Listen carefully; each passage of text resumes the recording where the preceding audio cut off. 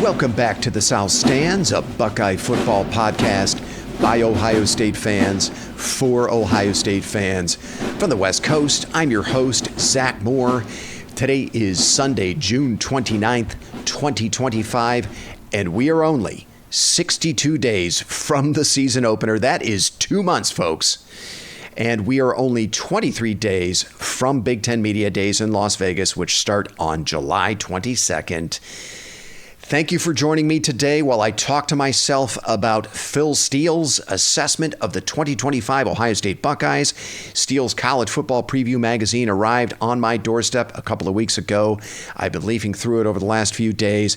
As usual, there's a lot of good information in that magazine, and of course, a few things I totally disagree with, which of course I'll get into in a second. I also want to spend a few minutes today talking about 6 players that I think will be absolutely critical to Ohio State's success this season, and it's probably not the group you're thinking about. Now, we know the Buckeyes will only go as far as Julian Sayin, Jeremiah Smith, Caleb Downs, Sonny Styles, and Carnell Tate will take them. But I think there's a group just beneath that group in the hierarchy of the 2025 roster that are going to play a huge role. They'll have to play a huge role if the Buckeyes are finally going to get over that Michigan hump and get back to the college football playoff. And I'm looking forward to breaking down those players for you today. But first, I want to talk about the view of our beloved Buckeyes from Phil Steele's 2025 season preview magazine. Now, Ohio State lands at number 5 in Steele's preseason power poll, behind 3 programs the Buckeyes beat last season on their way to the national title. Steele has Penn State number 1, Notre Dame number 2, and Texas number 3 in his power poll. He also has Alabama ahead of the Buckeyes at number 4. Now, other than the Crimson Tide, these are not the usual suspects we're accustomed to seeing ranked ahead of the Buckeyes at this time of the year. And I think most fans will tell you they have no fear of Penn State or Notre Dame. I mean, Penn State's last win over the Buckeyes was in 2016. Notre Dame's last win over the Buckeyes was in 1936. Now, be that as it may, Steele considers both of those programs, along with Texas and Alabama, a notch above the Buckeyes this season. Now, in the case of Penn State and Texas, the Buckeyes will have the opportunity to settle it on the field in the horseshoe during the regular season. As we know, the Buckeyes will open the season against the Longhorns on August 30th, and they will host Penn State on November 1st. By the way, Steele rates Ohio State's regular season slate the 24th toughest schedule in the country. In case you're curious, Wisconsin, according to Steele, has the toughest schedule in the country in 2025, and I'm not going to disagree with him there. Using Steele's power poll, the Badgers have road dates at number 4, Alabama, at number 12, Michigan, at number 13, Oregon, and at number 16, Indiana, and then they host the number 5 Buckeyes. That is a brutal slate for poor Luke Fickell. Man, I'm not sure he's going to survive the 2025 season. I wish him the best, with the exception, of course, against the Buckeyes. Now, as always, Phil Steele has an interesting, if not somewhat controversial take on Ohio State's position groups. I mean, it seems like every year there's at least one of his unit rankings for the Buckeyes that I totally disagree with, and there's definitely one big head scratcher this year, and that is the Ohio State quarterback room. Steele has the Ohio State quarterback room rated 46th in his unit rankings. You heard that right, 46. And Steele thinks there are 45 other programs with better quarterback situations this season than Ryan Day, which of course is utterly ridiculous. Steele has programs like SMU, Baylor, TCU, Navy, FAU, and Iowa all ranked ahead of the Ohio State quarterback room this season. Clearly, he's only using one metric to come up with these QB ratings, and that's returning production. That's an important metric, to be sure. But if you want me to take these ratings seriously, Phil, I mean, you have to factor in things like program track record at quarterback development, the weapons around the quarterback. I mean, I think you also have to weigh the recruiting profile of the presumed starter. I mean, there's no way you can tell me with a straight face that a 5-star talent like Julian Sayin, under the tutelage of a quarterback guru like Ryan Day, with Jeremiah Smith, Carnell Tate, and Max Clare at his disposal, is only 46 in your quarterback ratings. I mean, come on. You're not seeing the forest through the trees here, my man. And I will eat my hat if there are actually 45 programs that turn out to have a better quarterback situation than Ohio State this season. I mean, Ryan Day has sent 3 first-year starting quarterbacks to New York as Heisman finalists in his career as Ohio State. That's very well documented. And the worst any first-year starter has ever done under Ryan Day in Columbus was Kyle McCord in 2023. And McCord finished second in the Big Ten in passing that season. There are a lot of good nuggets in Steele's season preview magazine. I suggest you pick it up, but this is not one of them. I would consider Athlon's and Lindy's assessment of the Ohio State quarterback situation much more accurate. Athlon has the Ohio State quarterback room rated 7th. Lindy's has it rated 9th in their backfield rankings, which also include the running back. But anyway, those are more accurate assessments of what Ohio State's going to be at quarterback this year. Now, Steele's assessment of the Ohio State running backs is much more realistic. He has James Peoples, C.J. Donaldson, and Bo Jackson rated the 15th best running back room in the country. I'm not going to quibble with that at all, though I do think that's going to be a very productive room with a lot of upside. And who knows, maybe by the end of the year, we'll be talking about that room. We'll be holding it in much higher regard than number 15. Finally, Steele, like Athlon and Lindy's, like the whole world, has the Ohio State receiver room number 1 in his unit rankings. Jeremiah Smith, Carnell Tate, Brandon Innes, say no more. That is a no-brainer. Also, you throw Max Clare in there as a pass catcher. Ohio State is, far and away the number 1 receiver room in America. And Phil Steele agrees, thankfully. On defense, Steele rates the Buckeye defensive line 12th nationally. Now, I'm not going to quibble too much with him there. Ohio State is, after all, replacing all 4 starters from last year's unit, who, by the way, were all drafted. And that includes a first-round defensive tackle in Tyleik Williams and a second-round defensive end in JT Tuimoloau, who also led the Big Ten in sacks a year ago. Now, I'm going to talk about a couple of players who are going to need to step up for this unit this season here in a moment, but I think fringe top 10 is about right for this unit. I still think it's going to be very good. And I also think there's more returning experience and production with this group than most people realize. I'll talk more about this unit here in a second. Now, appropriately, Steele has both the Ohio State linebackers and secondary in his top 10. I think he has both units, though, still rated a little low. He has the Buckeye linebackers number 9. So does Lindy's, by the way.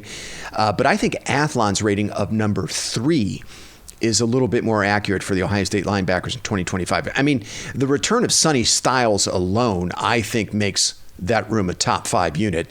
In his first season playing the position, Styles finished 2024 with 100 tackles, 10.5 tackles for loss, 6 sacks, 5 PBUs, and 1 forced fumble. And there's another player I'm going to talk about here in a second who's going to start alongside Styles this season that I think is going to give Ohio State perhaps the best linebacker duo in the country. More on that in a minute. Now, Steele rates the Buckeyes secondary 8th nationally. Not bad, not chopped liver. However, again, I think it's a little low because, any secondary, in my view, that includes Caleb Downs, arguably the best defensive player in the country, in my mind, should be a lock for the top 5. And Lindy's and Athlon agree with that. Lindy's has the Ohio State secondary number 2 in their unit rankings. Athlon has them number 4. That room also includes a very, very good 2-year starter in cornerback Davison Igbinosun, who, look, we know he's got to clean up the penalties, but there is no doubt about it. Davison Igbinosun is an NFL caliber player. He's got NFL size, speed, and physicality. No doubt about it. And there is another player I'm going to mention here momentarily who also elevates this room into the top 5 in my view. Phil Steele sees them as a top 10 unit, number 8. But, again, I think they're going to prove to be a better secondary than that. Finally, Steele rates the Ohio State special teams 21st nationally. And I got to say, I think that's pretty generous when you consider the many special teams failures that have plagued this program over the years. Special teams has never been a huge emphasis under Ryan Day. And when we talk about special teams, of course, for the Buckeyes, I think it's really a conversation about place kicking. As we know, field goals in the clutch have not been one of the program's strengths under Ryan Day. The 2021 CFP semifinal loss to Georgia and last year's Michigan loss are evidence of that.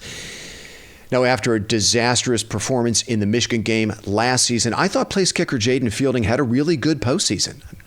Fielding was 4 of 5 on field goal attempts in the CFP. That included a pair of 46-yarders, one against Oregon in the Rose Bowl and another against Notre Dame in the national championship game. Fielding also hit a clutch kick from 33 yards in the game against the Irish to seal the national championship for the Buckeyes. So not a bad bounce back for Fielding after the Michigan debacle. But he's going to have some competition this season from Ball State transfer Jackson Corville. Corville was 11 of 13 on field goal attempts for the Cardinals last year. He was 2 of 2 on field goal attempts of 50-plus yards with a long of 52. So I think it's good to see the program taking place kicker a little bit more seriously than in years past. They're not resting on their laurels. And with a player like Caleb Downs on the roster, there is always the potential for something special to happen in the return game. As we remember, Downs had a huge punt return for a touchdown in a big moment against Indiana to break that game open. So, hey, I'm good with a special teams ranking of 21, even if it seems a little charitable given the lack of emphasis on that unit in previous years. If Ohio State has a top 25 special teams in 2025, I think that's going to be very impactful.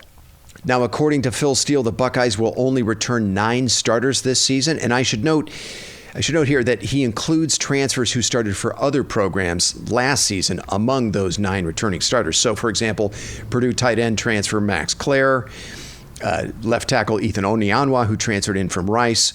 They're included in that total of 9. Let's go through those returning starters quickly. On offense, they are receivers Jeremiah Smith and Carnell Tate, tight end Max Clare, center Carson Hinsman, right guard Tegra Shabola, and left tackle Ethan Onyanwa. And on defense, the returning starters are safety Caleb Downs, linebacker Sonny Styles, and cornerback Davison Igbinosun. Those are the 9 returning starters for the 2025 Buckeyes, according to Phil Steele. Now, not included in that group of returning starters are these 6 key players that I mentioned at the top of the pod who I think are going to be absolutely critical to Ohio State's success this season. I don't believe Ohio State can beat Michigan or return to the college football playoff without the 6 players I'm about to list here playing major roles in 2025. And in my mind, all 6 of these players are going to bring returning starter value to the roster, even though technically they were reserves a year ago. No, I'm not going to list all 6 of these in any particular order of importance. I might even go so far as to say none of them is more important than any of the others. They're all extremely valuable to the championship prospects of the Buckeyes, as I said. The first player on this list is junior left guard Luke Montgomery. Montgomery played sparingly during the regular season last year, but then logged 184 snaps at left guard in the CFP, and he started in the semifinals against Texas and the national championship game against Notre Dame. At 6'5", 308 pounds, Montgomery was a fringe top 100 player in the 2023 class out of Findlay, Ohio. His emergence at the end of last season was about what you would expect for a player of his caliber. I mean, you would expect the number 136 player in his class to start to show signs that he was ready to play by the end of his second season, and that's what happened a year ago. His timing was perfect because the Buckeyes absolutely needed him, and I thought Montgomery acquitted himself very well in 4 do-or-die playoff games last season. Now, he struggled a little bit in pass protection against some really good defensive fronts like Tennessee, Oregon, and Texas. But look, that's to be expected from a young player in the first meaningful action of his career. Montgomery, I thought, finished 2024 with a solid overall PFF grade of 66.5. He graded 61.3 in pass protection, according to PFF, and 68.1 in run blocking, according to PFF.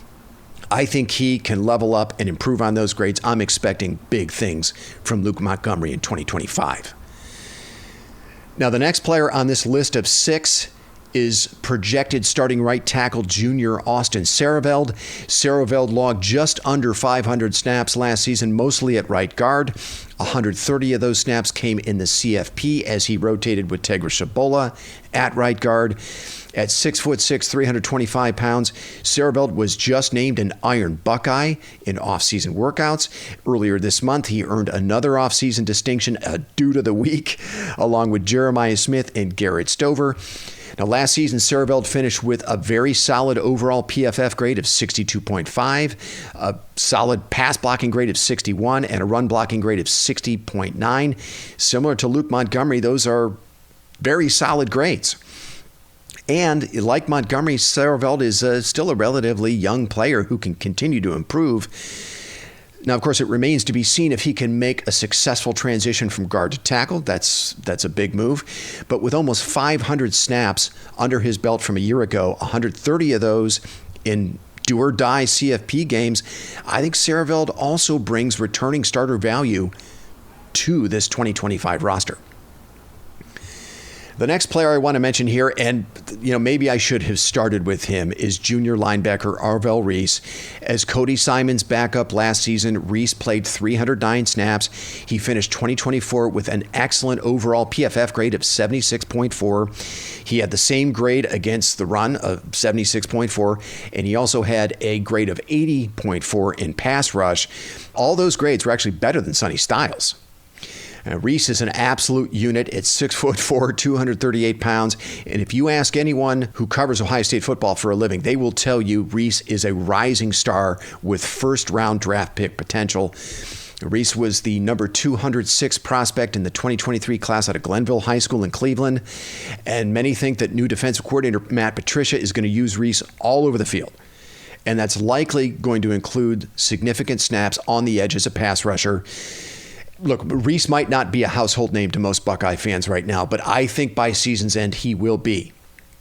And look, Cody Simon had about as good of a senior season last year as you could have asked of an Ohio State linebacker. 112 tackles, 12 and a half tackles for loss, 7 sacks. He was the defensive MVP of both the Rose Bowl quarterfinal win over Oregon and the national championship game win over Notre Dame. And yet, the people who cover Ohio State football for a living think Arvell Reese is going to be a better player than Cody Simon. And if that comes to fruition, Reese and Sonny Styles are going to make the best linebacker duo in America, in my opinion. Another player whose continued development is absolutely critical to Ohio State's fortunes in 2025 is junior cornerback Jermaine Matthews Jr. Matthews Jr. logged 396 total snaps last season. 137 of those were in the CFP. Now, I think most of the experts will tell you that by the end of last season, Matthews was not only an interchangeable piece to Denzel Burke, who was the starter, but he was the better player. And, Burke's PFF grades last season were slightly better than Jermaine Matthews, which is to be expected of a 4-year starter compared to a true sophomore, but only by a few points. Burke finished with an overall PFF grade of 73.3. Matthews was 70. Burke finished with a coverage grade of 72.4. Matthews was 68.4. But, we're talking about a player in Matthews Jr. who's 2 years younger. So I think Tim Walton probably feels very, very comfortable heading into the 2025 season with Matthews Jr. as a starter opposite Davis and Igbinosun at cornerback. And I think Matthews Jr. is going to prove to be an upgrade over Denzel Burke, who, quite frankly, had a disappointing senior season for the Buckeyes in 2024, and as a result fell all the way to the 5th round in April's draft. The next player on this list is probably the most enigmatic player, not just on this roster, but probably of any Ohio State player of the recent past, and that's senior defensive end Kenyatta Jackson. Jackson was the number 98 overall prospect in the 2022 class, according to 24/7 Sports. At 6'6", 265 pounds, he is right out of central casting as an Ohio State defensive end. As they say, Jackson's probably the first guy you want getting off the bus, right? He's an imposing figure with some tantalizing traits, and he would have been a slam dunk starter last season were it not for Jack Sawyer and JT Tuimoloau deciding to return for their senior seasons. In fact, I think Larry Johnson was very fortunate not to have lost Jackson to the transfer portal after the 2023 season when Sawyer and Tuimoloau announced they were coming back. Now, Jackson is heading into year 4. He doesn't have a lot of production to show for it, only 25 career tackles and 3 career sacks, but I would argue that's largely because he's barely played. Only 514 career snaps as a Buckeye for Jackson. The bulk of those snaps, 316, came last season. 78 of those were in the CFP. In 2024, Jackson led all Ohio State reserves in pressures with 17. He finished the season with what I thought was a solid overall PFF grade of 70.5 and a pass rush grade of 68.3. I mean, if you're in the wait-and-see camp with Jackson this season, that's understandable, right? We just have not seen much of him. But I think that's because he's been a victim of circumstances more than anything else. Tuimoloau and Sawyer deciding to come back last season really limited his playing time, of course. I also think Larry Johnson leaned too heavily on Tuimoloau and Sawyer 2 seasons ago in 2023. I mean, both of them played well over 600 snaps in 13 games that year. Tuimoloau actually played more snaps in 13 games in 2023 than he did in 16 games last year. And I think if you gave Larry Johnson truth serum, he would admit that Jackson was underutilized in 2023. He should have played Jackson a lot more than he did. Maybe I'm just being overly optimistic here, but I'm expecting a big breakout year from Kenyatta Jackson this season. I think he's going to be, perhaps because he has to be, a very, very good player for the 2025 defense. The last player I want to mention on my list of 2024 reserves that will be absolutely critical to the success of the 2025 Buckeyes as a first-time starter is defensive end Bo Atkinson, the North Carolina transfer. Atkinson was a late add to the Ohio State roster from the spring portal, and he might very well prove to be the most important transfer addition to this roster. At 6'6", 265 pounds, Atkinson, he's another one that looks right out of central casting as an Ohio State defensive end. In a reserve role for the Tar Heels last season, Atkinson logged 384 snaps, and he actually started in their bowl game. Atkinson led the Tar Heels in sacks with 7.5, and he finished the season as UNC's top-graded defender with an overall grade of 77. I expect Atkinson to start opposite Kenyatta Jackson, and I think he'll be a hugely important player for Matt Patricia and the 2025 Ohio State defense. So if you're keeping score at home, that's left guard Luke Montgomery, right tackle Austin Sareveld, linebacker Arvell Reese, cornerback Jermaine Matthews Jr., and defensive ends Kenyatta Jackson and Bo Atkinson. Those are 6 intriguing, high upside, mostly productive reserves from 2024, some of which aren't household names to Buckeye fans just yet, that will be absolutely critical as starters to the 2025 Buckeyes. No exaggeration or hyperbole. I don't think Ohio State can beat Michigan or return to the CFP without these 6 Buckeyes playing major roles this season. Okay, that's going to do it for me. Look for another pod from us in the very near future. Paige, Chad, and I are going to preview the 5 games that will define Ohio State's 2025 regular season. We did that a year ago. It was a really fun pod. I think you're going to enjoy it this year. That'll happen in the coming weeks. Until then, thanks so much for listening, and go Bucks. You've been listening to The South Stands, a Buckeye football podcast. Follow us on X at South_Stands.